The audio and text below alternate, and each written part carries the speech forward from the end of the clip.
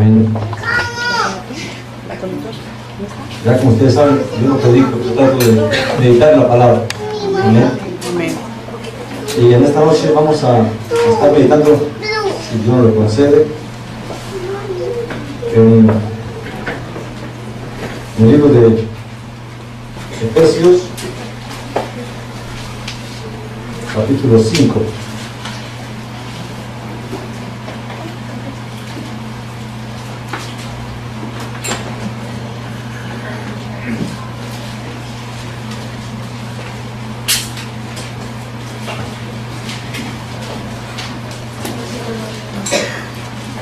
Vamos en el versículo 6. Amén. Vamos a entregar este tiempo al Señor. Amantísimo Padre, a ti venimos, Padre amado, porque deseamos, Señor, que tú, Señor, nos des entendimiento cada día más y nos des revelación, nos des sabiduría, Señor, acerca de tu voluntad y de tu consejo, Padre amado, y de tu verdad. Padre amado, que sea tú por tu Santo Espíritu, Señor, ministrando nuestras vidas en esta noche por tu palabra. Y todo esto, Padre amado, lo explicamos en los méritos infinitos de tu Hijo amado, nuestro Señor, en Jesús el Mesías, aquel que viene a tu diestra y que pronto de venir. Amén, Señor. Amén. Dice el texto así, Efesios capítulo 5, versículo 6. Dice: nadie os engañe con palabras vanas, porque por estas cosas viene la ira de Dios sobre los hijos de desobediencia. Amén. Y el título lo he tomado del mismo verso. Dice: porque por estas cosas viene la ira de Dios. Amén.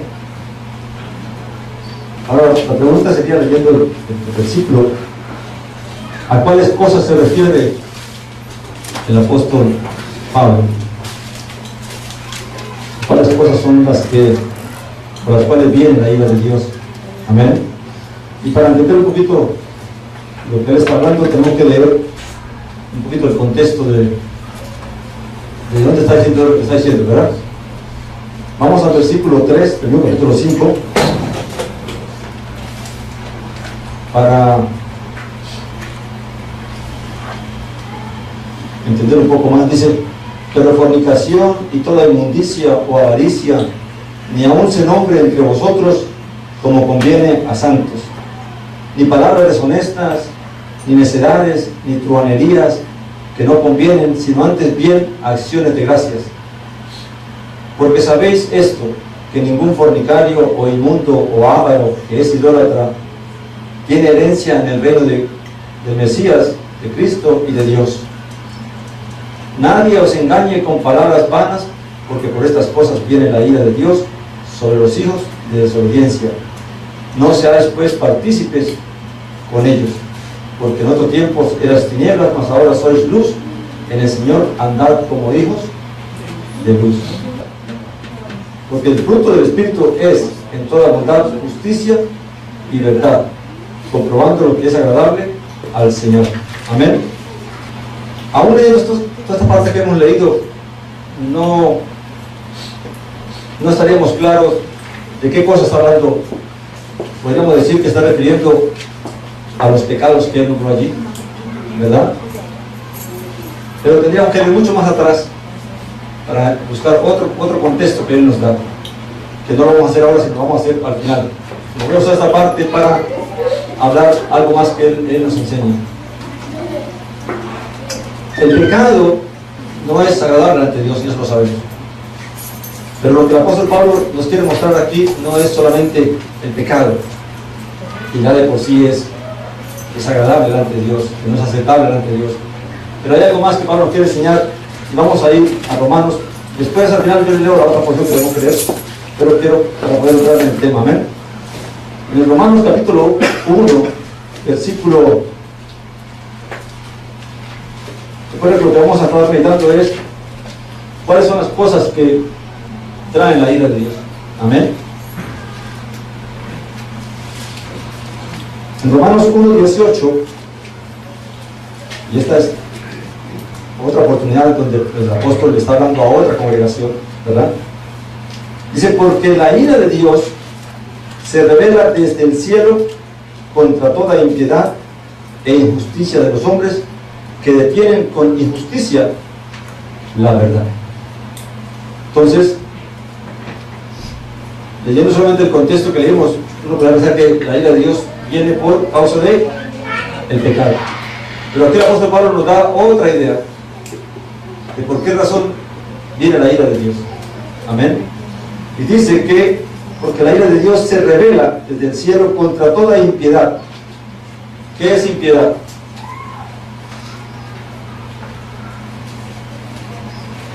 E injusticia de los hombres. Impiedad está hablando de que no hay bondad, no hay misericordia.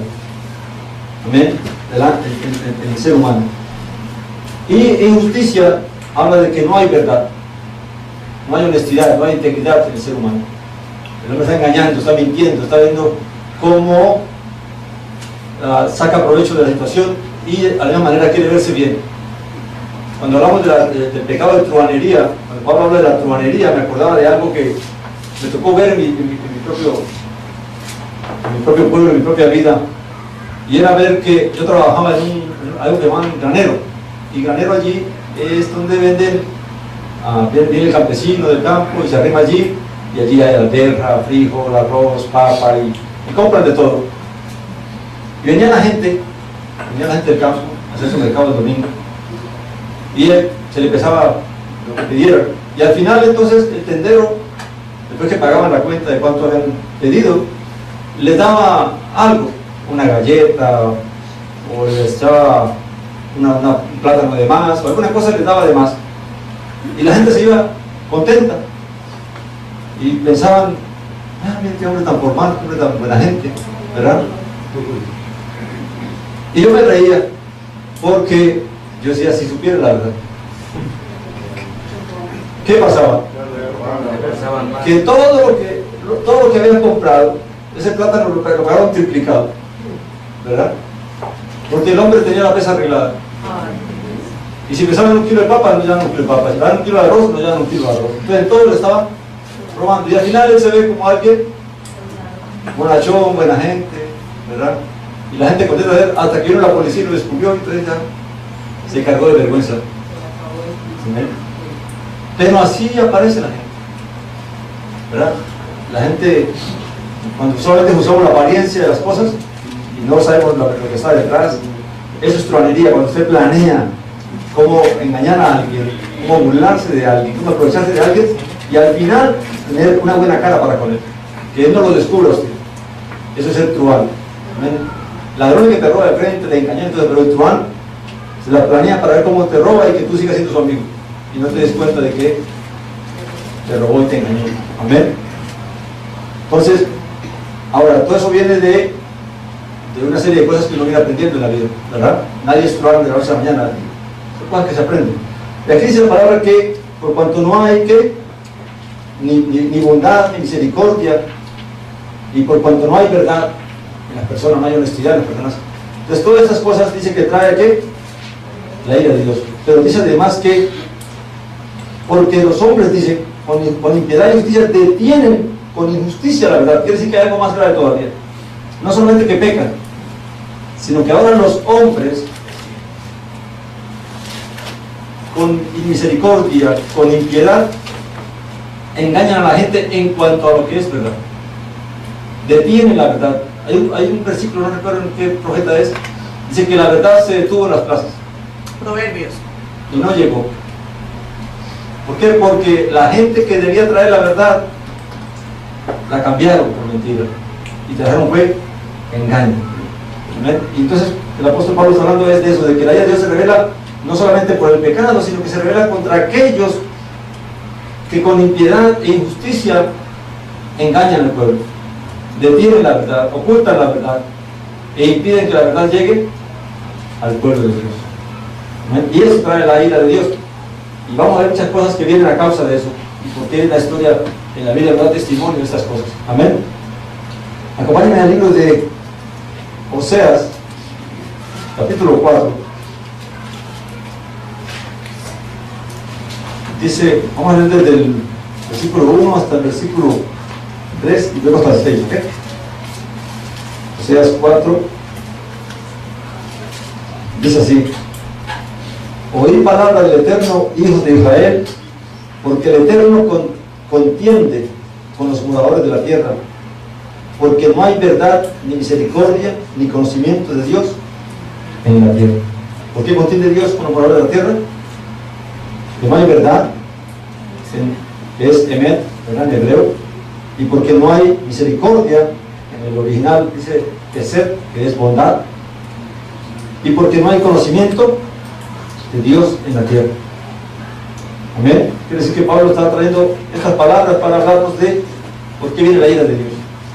Y aquí dice el 2, perjurar. ¿Qué es perjurar? Jurar en vano, jurar en falso, hacer juramentos vanamente o falsamente, sabiendo que no vas a cumplir el voto que estás haciendo. Déjeme decirle que esto es bastante fuerte, porque hoy en día sí que se está sucediendo eso. Usted diga dónde, en los altares, la gente se casa, la gente jura delante de Dios, se hace voto delante de Dios, ser fiel hasta la muerte, vivir hasta la muerte, vivir en la enfermedad, y al final, ¿qué estamos haciendo?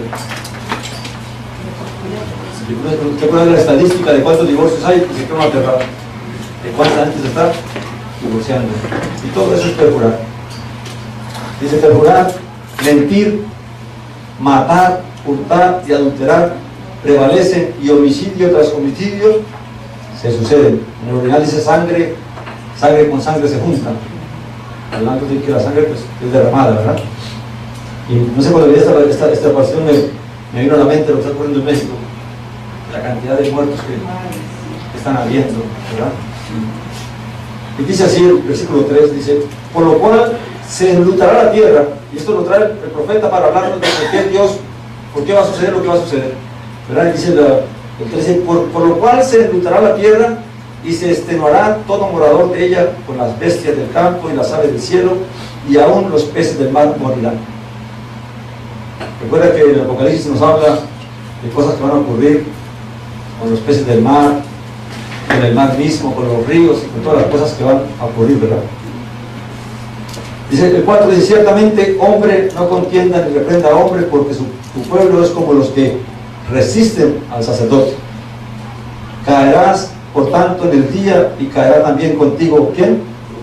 El profeta de noche, y a tu madre destruiré. Mi pueblo fue destruido porque le faltó conocimiento. Por cuanto desechaste el conocimiento, yo te echaré de sacerdocio, y porque olvidaste ¿qué? La ley de tu Dios, también yo me olvidaré de tus hijos. Ahora, es interesante entender el contexto del profeta Oseas. ¿Cuándo profetizó el profeta Oseas? La profecía no da tiempo, ¿verdad? Él profetizó en el mismo tiempo que profetizó el profeta Isaías. La diferencia es que Isaías le profetizó al reino del sur, y Oseas le profetizó al reino del norte. Recuerda que ya el reino del norte está en los umbrales de irse al exilio. Dios está haciendo los últimos llamados al pueblo a que se arrepienta. Y es bueno tener esta figura aquí, porque vamos a ver a otro profeta que también Dios lo pone en el umbral de otro exilio, que es el profeta Jeremías, que también tocó vivir los últimos tiempos cuando el reino de Judá fue llevado al cautiverio por el rey de Babilonia. Y el llamado es el mismo. El llamado es lo que el profeta, lo que Dios dice a través del profeta al pueblo es: por estas cosas es que viene este castigo. Y tiene que ver no solamente con el pecado que están cometiendo, sino que allí nombra a dos encargados de instruir al pueblo: al sacerdote y al profeta, ¿verdad? Y los dos no fueron fieles a Dios, no guardaron la verdad, no fueron fieles a la verdad, no enseñaron el mandamiento de Dios. Sabemos que los profetas que quedaron aquí escritos fueron de los únicos que fueron fieles, porque los demás, sabemos que los reyes tenían muchos profetas, pero les decían mentiras, y así también engañaban al pueblo. Amén. Vamos a ir al profeta Yirmiyahu, o al profeta Jeremías, en el capítulo 7. Todo esto es para llevarles a una imagen que también les quiero mostrar ahora. Jeremías 7. versículos del 22 al 28. Y por estas cosas podemos saber lo que va a ocurrir. Tener una visión mucho más clara de lo que viene y por qué es que viene. Amén. Jeremías 7, del 22 al 28 dice así: porque no hablé yo con vuestros padres, ni nada les mandé acerca de holocaustos y de víctimas el día que los saqué de la tierra de Egipto.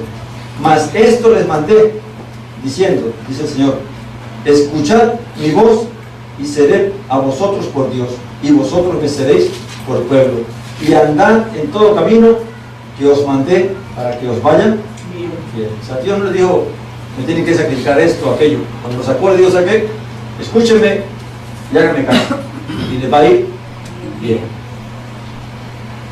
Y dice después, recuerden que todo lo que se dio después fue instrucción para poder rectificar el pecado que se había hecho.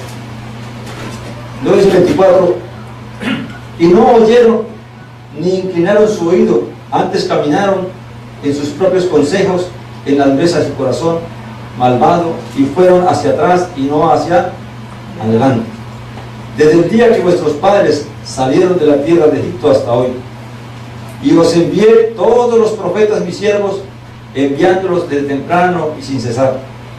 Pero no me oyeron ni inclinaron su oído, sino que endurecieron su cerviz e hicieron peor que sus padres. Tú pues, le dice Dios al profeta, les dirás todas estas palabras, pero ¿qué? No te oirán. Los llamarás y no te responderán. El 28 dice, les dirás por tanto, esta es la nación que no escuchó la voz del Eterno su Dios, ni admitió corrección, pereció la verdad, y de la boca de ellos fue cortada. Amén.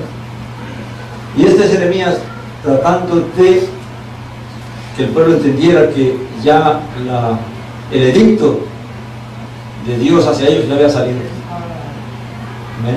Pero aún, si se arrepentían, porque aún también Dios les mandó a última hora también oportunidad de que si se arrepentían y se entregaban a Nabucodonosor, la ciudad no sería destruida. Pero vemos que no, la historia nos cuenta que no hicieron caso y que más bien ignoraron todas estas cosas, y sucedió que vino Babilonia, vino el rey y destruyó toda la ciudad y el templo y todas las cosas. Ahora, esto lo traigo para traer una imagen, que es la imagen de nuestro Señor, del Mesías, en la misma condición. ¿Y qué pasó después de lo que Él dijo y lo hizo y le pasó a Él? ¿Qué sucedió después? Amén. Y cómo eso también nos habla a nosotros en este tiempo. Vamos a ir al libro de Mateo, en el capítulo 5.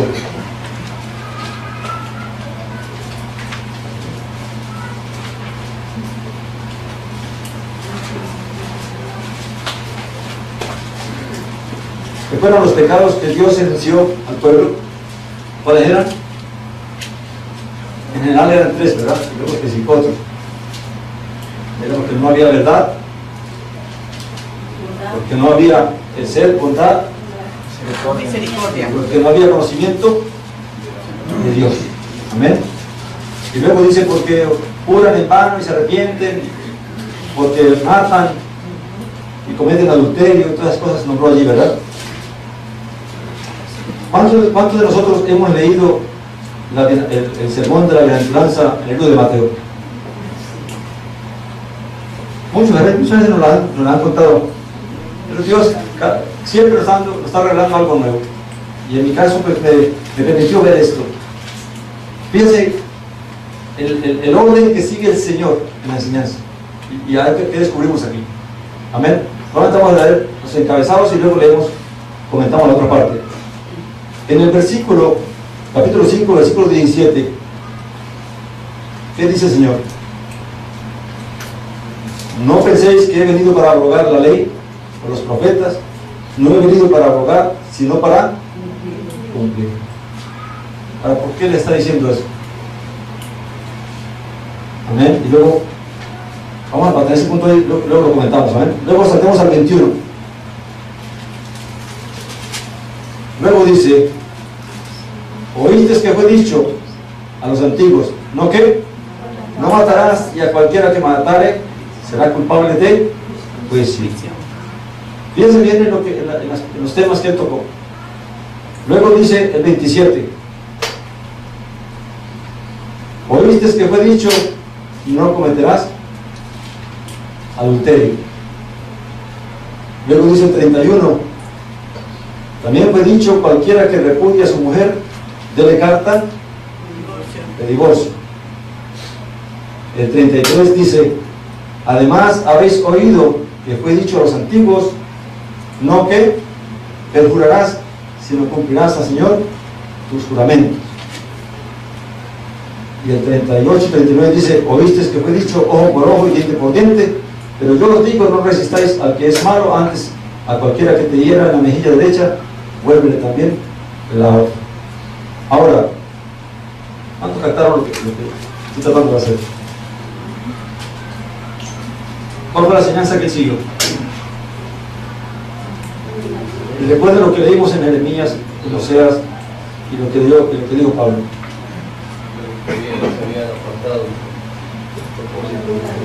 Él está haciendo el mismo llamado que hizo el profeta Isaías, que hizo el profeta Oseas, que hizo el profeta Jeremías al pueblo, a rectificar, a volver a Dios, a volver al mandamiento y a no cometer todos estos pecados que se estaban cometiendo. Cuando el nombre primero la ley está dando referencia a que no había conocimiento de Dios en el pueblo. Quiero decir, pero ¿cómo no había conocimiento si los fariseos y los escribas y los intérpretes de la ley eran conocedores de la ley?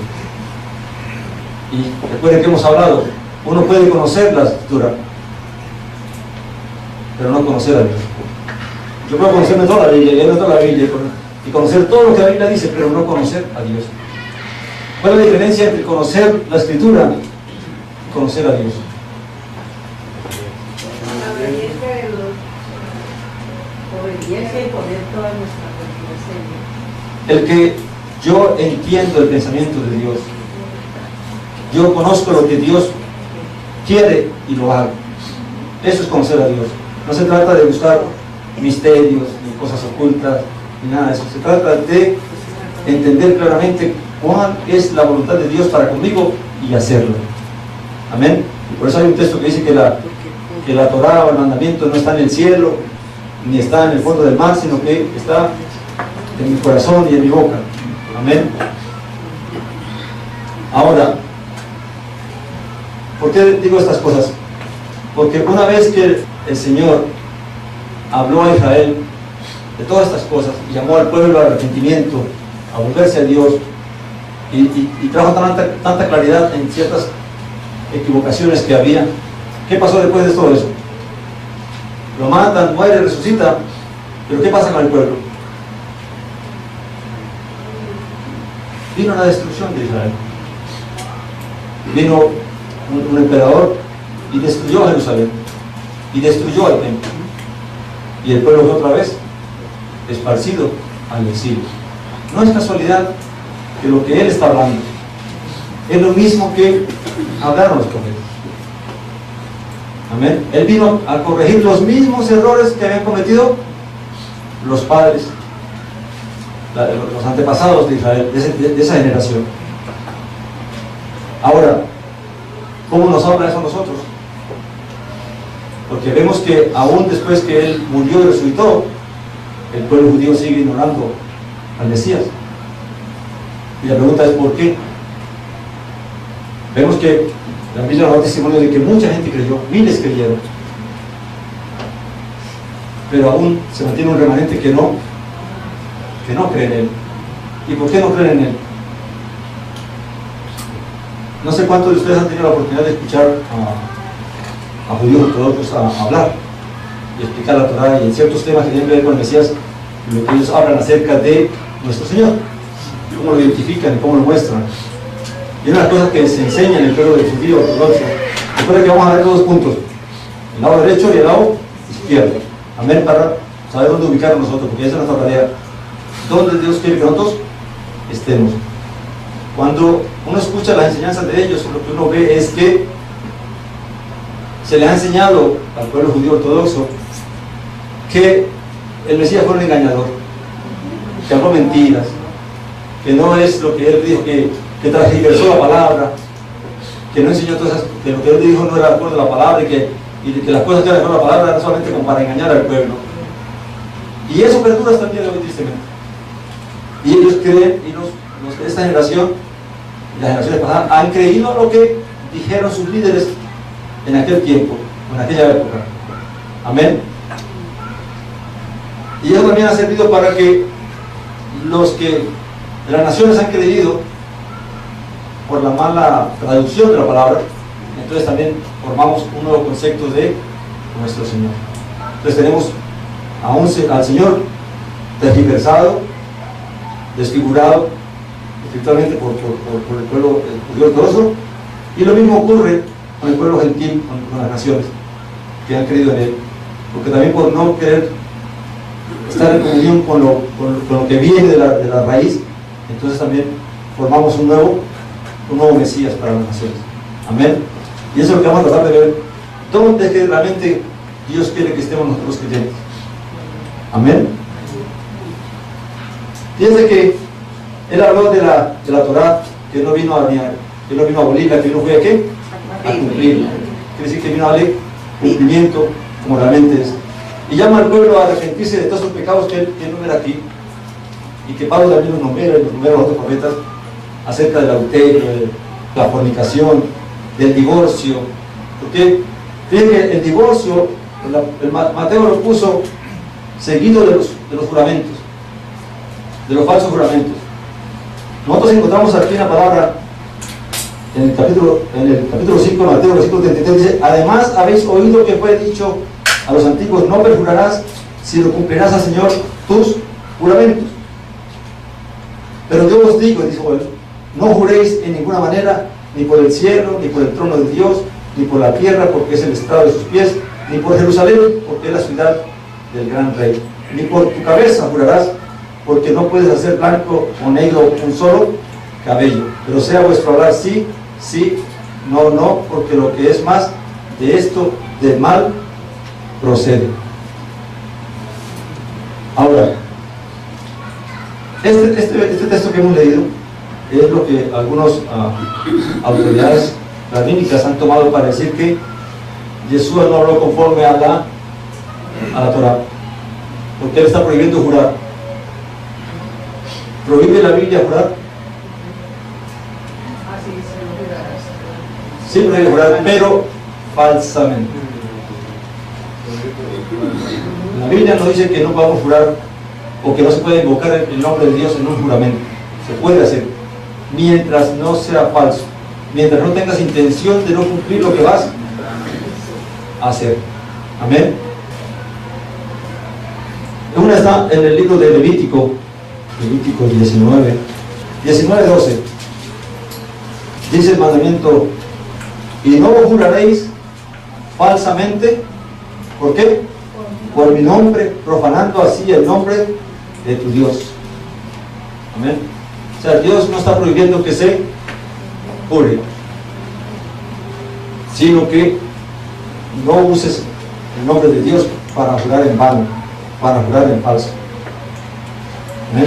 Y de ahí es que muchos han tomado para decir que él no enseñó conforme a la verdad, porque no solamente prohibió jurar, no jurar por Dios, por el nombre de Dios, sino que también prohibió jurar por el cielo y por la tierra y por el templo.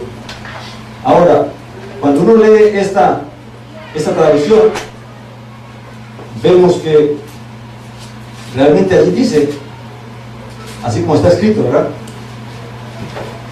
Pero cuando se lee otras traducciones, se antepone al hecho de que se dice que no juraréis falsamente. Les he compartido a ustedes que hay un programa que se llama eSword. A mí me gusta mucho porque ahí uno puede comparar muchas Biblias. Y es gratis, no hay que pagar nada. Usted puede bajar su computador y bajar muchas Biblias, muchas traducciones que hay en griego, en hebreo, en inglés, en español. Y usted puede compararlas, las diferentes traducciones que hay. Y usted encontrará que hay ciertas diferencias en algunas traducciones. Y en algunas traducciones dice claramente de que lo que el Señor dijo era que no juraréis en vano, que no juraréis falsamente. No solamente que no juraran, porque lo que se toma es que Él dijo que no se podía jurar cosa que contradice la escritura, sino que el tema central era que él dijo es no jurar falsamente. Ahora, ¿por qué es que él trae esta enseñanza? ¿Qué está pasando en Israel? Vamos a mirar el contexto histórico de Israel de aquel tiempo. ¿Qué es lo que está pasando en Israel por lo cual él trae esto? De que no jure falsamente ni por el cielo, ni por la tierra, ni por el templo, porque el razonamiento o la enseñanza de los líderes de Israel era que mientras tú no jures por el nombre de Dios, eres libre de culpa. Porque el mandamiento dice es que no uséis el nombre de Dios para jurar en vano. Así que si tú juras por los cielos, pues no hay problema, porque no es Dios. Si tú juras por la tierra, tampoco hay problema, eres sin culpa. Entonces el Señor está trayendo, dice, la enseñanza es de que ustedes están equivocados en la enseñanza. No es así. Aún ni por el cielo, ni por la tierra, ni por Jerusalén se puede jurar falsamente. Mucho menos. Amén. Por nada se puede jurar falsamente. Dice, ni por tu cabeza, dice el Señor también allí. Ahora, ¿por qué? Y él explica. Porque todo es de Dios. Y si tú juras por algo, juras por la cosa y juras por aquello que lo creó. Y por eso él explica allí, porque el cielo es el trono de Dios. Vamos a leer Mateo, que aquí nos lo explica. Capítulo 23, leamos desde el versículo 16. Fíjate allí la enseñanza que había, y aquí lo podemos ver. Dice, hay de vosotros guías ciegos que decís, si alguno jura por el templo, que no es nada, decían ellos, ¿verdad? Pero si alguno jura por el oro del templo, es deudor. Fíjate hasta dónde va el razonamiento de los líderes, ¿verdad? O sea, jurar por el templo no es nada, pero si jura por el oro que está dentro, tienes problemas. Es decir, que el oro es más importante. ¿Amén? Luego dice, insensatos y ciegos, porque ¿cuál es mayor, el oro o el templo que santifica el oro? Dice, también decís, si alguno jura por el altar, no es nada, pero si alguno jura por la ofrenda que está sobre el altar, es deudor. Necios y ciegos, porque ¿cuál es mayor, la ofrenda o el altar que santifica la ofrenda? Pues el que jura por el altar, jura por él y por todo lo que está sobre él. Y el que jura por el templo, jura por él y por el que lo habita. O sea, ¿quién lo habita? La presencia de Dios. Y luego dice, el que jura por el cielo, jura por el trono de Dios y por aquel que está sentado en él. Y así, y si jura por la tierra, ¿qué le pasa? Porque dice que la tierra es el estrado de sus pies. Amén. Entonces vemos que todas las cosas que el Señor dijo allí, no las dijo por casualidad. Todo lo que Él enumeró, todos los temas que Él habló en esa ocasión y en todas las ocasiones. Recuerden que también les trajo un tema. Alguien preguntó, ¿y quién es mi prójimo? Tratando de evadir como la responsabilidad de que tengo que amar a mi prójimo, ¿verdad? Y creo que fue un escriba, un fariseo, y dice, bueno, ¿y quién es mi prójimo? Entonces, no entiendo quién es mi prójimo, como para tratar de eludir el mandamiento. Y usted dice, bueno, narra la historia de el buen samaritano, y al final pregunta, ¿quién tú crees que fue el prójimo de esa persona? Hablando de que pasó un sacerdote y no lo ayudó, pasó un levita y no le ayudó, y pasó alguien más y tampoco le ayudó, y luego pasó un samaritano y le ayudó. Y le pregunta el Señor a esta persona, ¿quién tú crees que es el prójimo de esta persona? Y dice, no, el samaritano. Después, haz lo mismo. Amén. Entonces, todo lo que vemos en las Escrituras.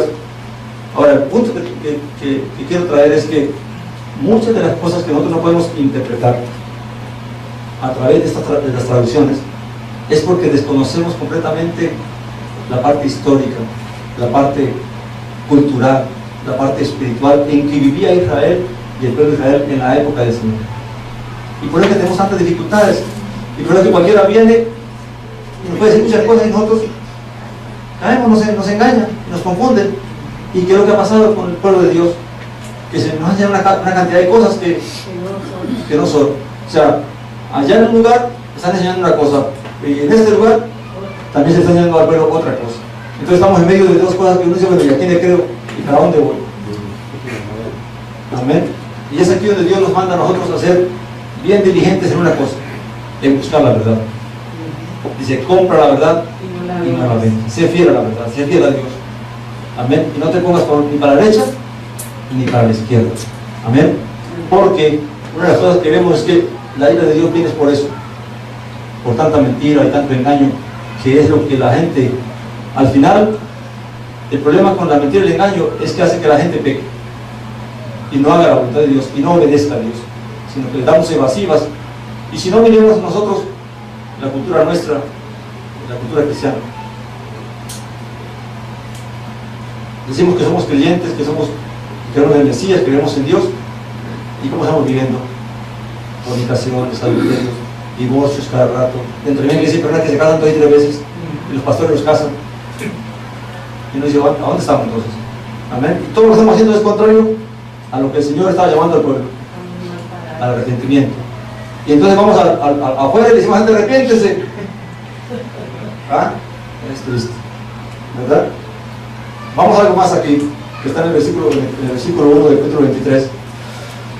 No, vamos antes a otra parte, pero antes de leer aquí, quiero leer Mateo 16:6. Vamos del 5. Dice: llegando sus discípulos al otro lado, se habían olvidado de traer pan. Y Jesús les dijo: mirad, guardaos de la levadura de los fariseos y de los saduceos. El punto es que aquí tenemos un mandamiento del Señor a los discípulos, ¿verdad? Guárdense de la levadura de los fariseos y de los saduceos. Ahora, el punto es: ¿a qué levadura se refería? A la doctrina, a la enseñanza, ¿verdad? Porque vemos que en otra parte llamaron la atención al Señor por cuanto los discípulos estaban cogiendo espigas un día de Shabbat, ¿verdad? Y porque en otra parte también le llamaron la atención porque los discípulos iban a comer y no se lavaron las manos. Le dijeron: mire, los discípulos violan la tradición de los ancianos. Amén. Pero en el capítulo 23 dice algo aquí la escritura. Dice, versículo 1 hasta el 3, veamos. Dice: entonces habló Jesús a la gente y a sus discípulos diciendo: en la cátedra de Moisés se sientan los escribas y los fariseos. Así que todo lo que os digan que guardéis, guardadlo y hacedlo, mas no hagáis conforme a sus obras, porque dicen y no hacen. Amén. Cuando leí este texto y un video que me mandaron, estaba hablando sobre este texto, me fui a buscar las explicaciones que dan los comentaristas cristianos acerca de este texto. Y aquí hay un problema. ¿Por qué? Porque el Señor dice en una parte a los discípulos que dice: guardaos de qué? De la levadura de los fariseos, que dice: guárdense de la enseñanza. Pero aquí, ¿qué le dice? Que guarden y obedezcan todo lo que ellos dicen. Ahora el punto es que dice: pero no hagan como ellos hacen. Entonces aquí hay un problema para entender qué es realmente lo que debemos hacer, porque nosotros no sabemos cómo actuaban los fariseos en ese tiempo, si el texto es así, ¿verdad? Pero buscando los comentarios, aún los comentaristas cristianos tienen problemas para interpretar el texto y para hablar del texto, porque dicen: lo que el Señor quiso decir no es que hicieran todo lo que ellos mandaran, sino lo que era conforme a la explicación de Moisés. Pero el texto no dice eso, ¿verdad? Este texto, ¿verdad? Ahora, gracias a Dios, por su misericordia, Dios es fiel a la verdad y siempre nos da herramientas para poder encontrar. Y se han encontrado documentos de que, antiguos, en hebreo, de que está este texto, y entre uno de esos está ese librito que está allá, que se llama el Mateo del Shem Tov, está en hebreo, ¿verdad? Y fue un libro que apareció en la colección de libros de un rabino ortodoxo que lo usaba por el siglo XIV, y lo usaba para defenderse, porque en ese tiempo los católicos les gustaba retar a los judíos para hablar de la Torá y hablar de las enseñanzas de Dios. Y este rabino tenía ese libro. Y usaban ese libro para debatir con ellos en su propio terreno. Y entonces les decía cosas. Pero usted contradice lo que su maestro dice. Porque dice esto y esto, y le citaba los textos del Señor, y usted dice, usted hace otra cosa. Entonces, estudiando ese texto,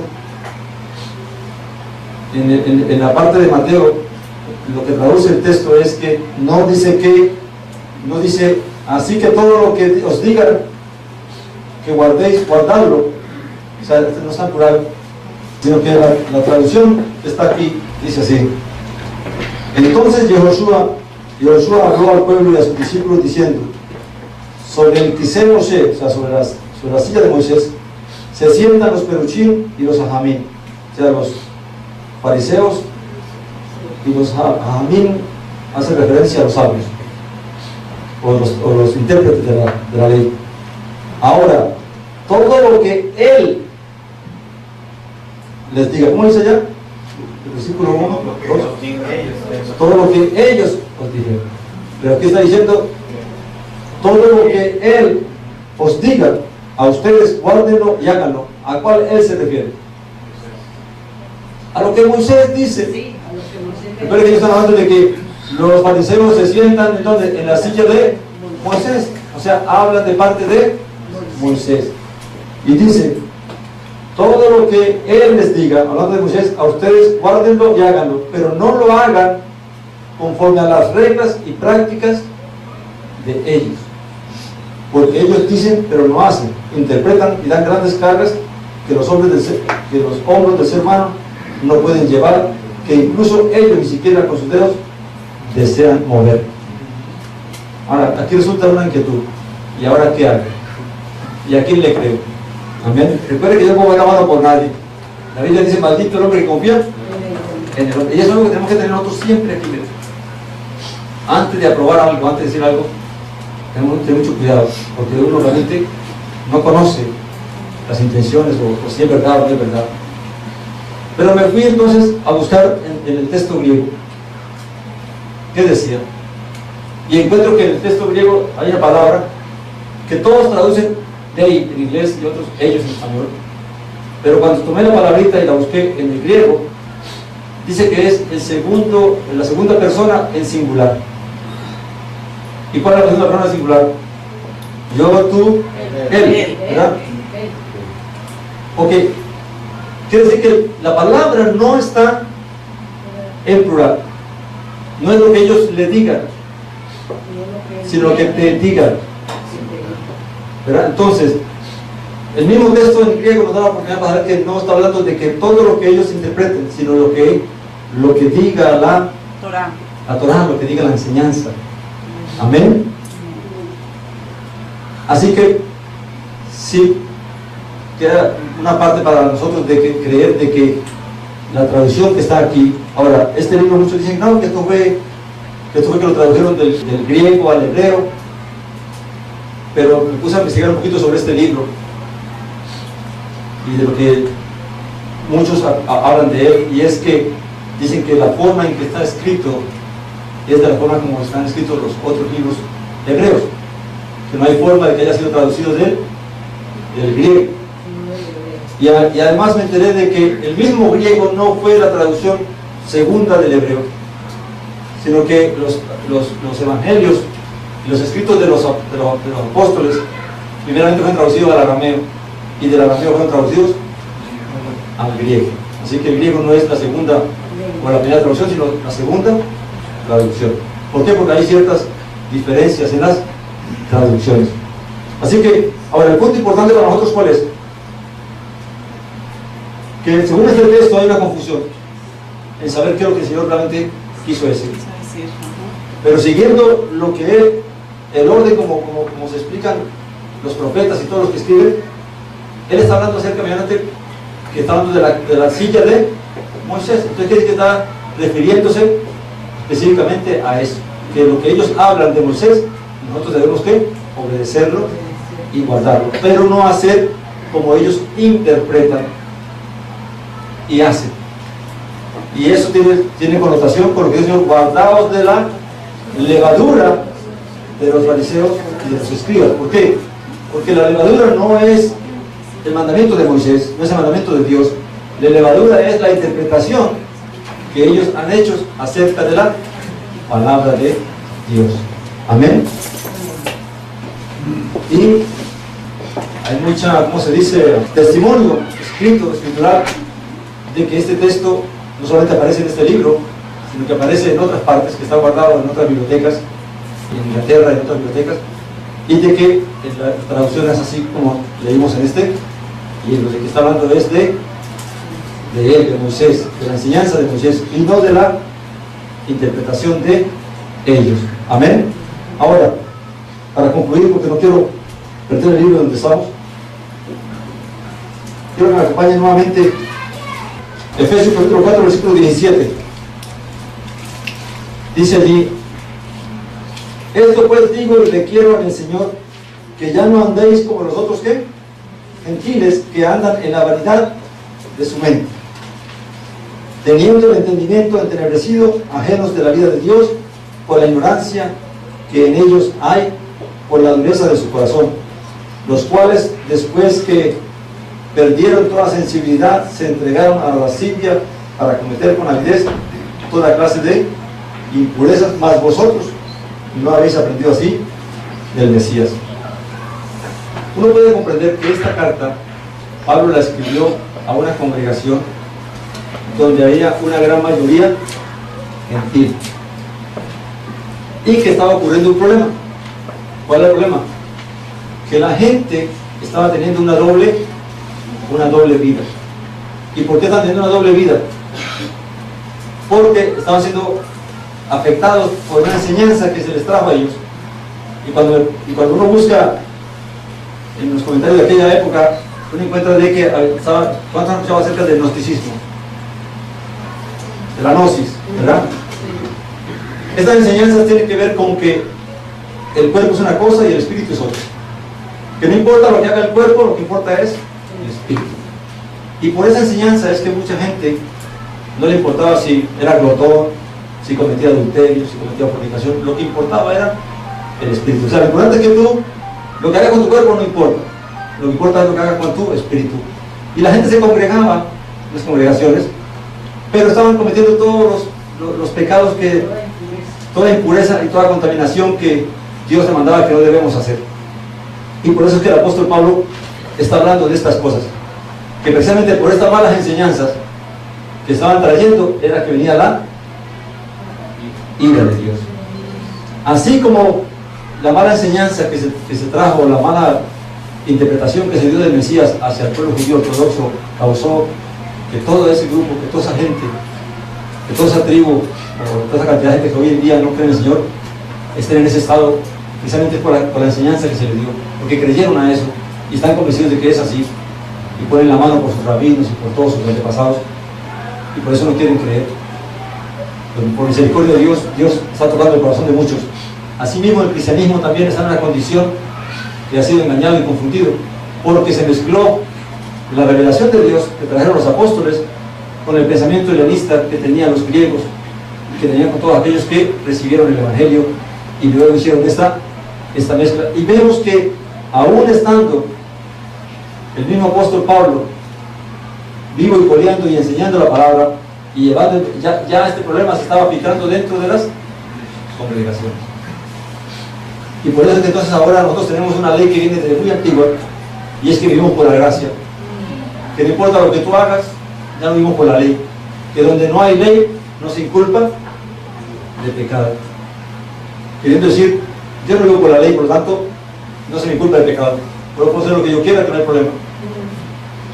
Pero entonces vamos a las calles y llamamos a la gente a arrepentimiento. Arrepiéntese de los pecados. ¿De qué pecados? Si no hay ley. Entonces, ¿qué es lo que el Señor nos quiere hablar? Que nosotros tenemos que tener cuidado de todo lo que se ha enseñado y se enseña, y que todo hay que mirarlo conforme a la Escritura. Nosotros somos llamados, yo pregunto, ¿cómo no podemos ver cuando la Escritura dice, cuando Pablo dice y llama a la gente a no cometer pecados, a no hacer esto, a no hacer fornicación, a no hacer adulterio, a no hacer robos. ¿Por qué Pablo llama a la gente a salirse de esta actividad, de este estilo de vida y vivir una vida santa y agradable a Dios, cuando se dice que no vivimos bajo la ley? Y es porque está la mala interpretación. Porque vivir bajo la ley, ¿qué significa vivir bajo la ley? No, vivir bajo la ley significa que tú pretendes justificarte por la ley.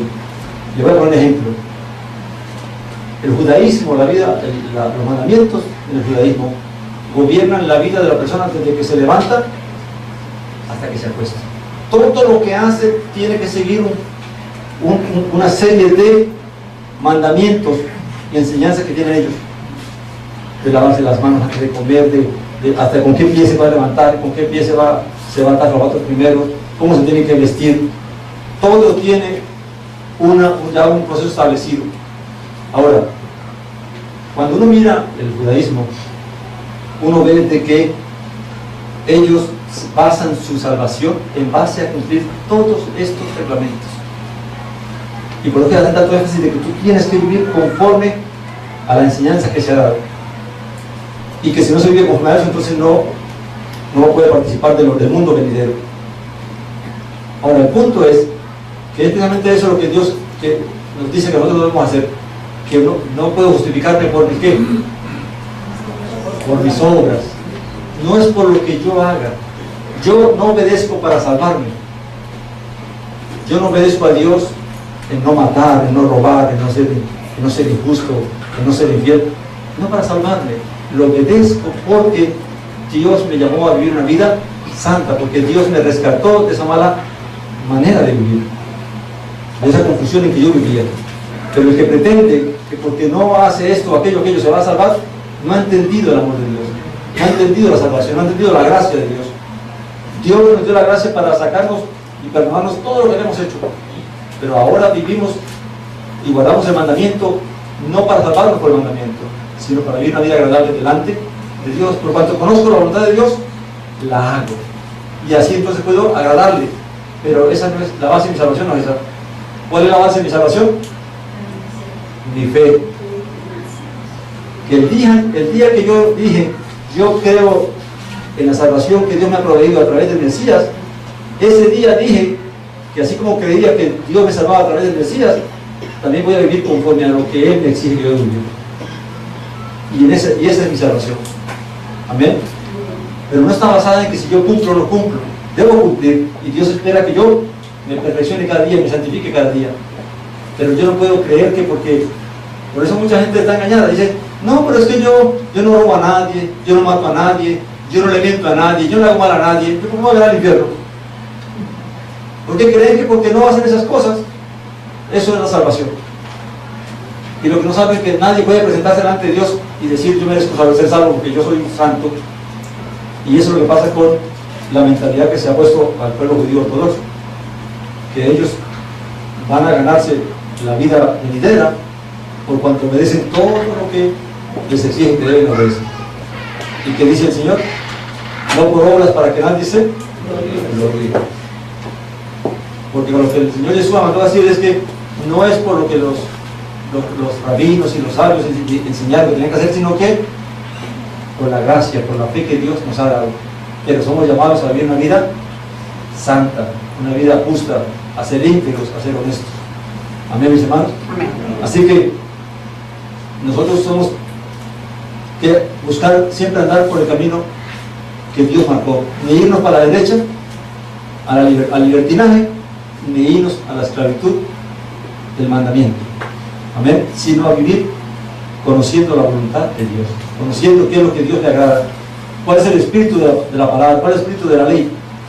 Y es que yo me reflexione para que así la bendición de Dios permanezca en mi vida. Amén. ¿Por qué va a venir el juicio de Dios al final de los tiempos? ¿Por qué la ira de Dios va a manifestar? Por toda la mentira y el engaño que se ha traído al mundo. Hoy en día, la mayoría de los cristianos están convencidos que están viviendo una vida agradable ante Dios cuando están negando el mandamiento de Dios, cuando están negando conocer y hacer la voluntad de Dios. Amén. Y están siguiendo mandamientos y enseñanzas de hombres. Y tristemente el pueblo judío también encuentra en una condición. No creen en la salvación de Dios, por cuanto también siguen y obedecen la enseñanza de sus maestros, de sus antepasados. Amén. Y la mentira que se les ha enseñado.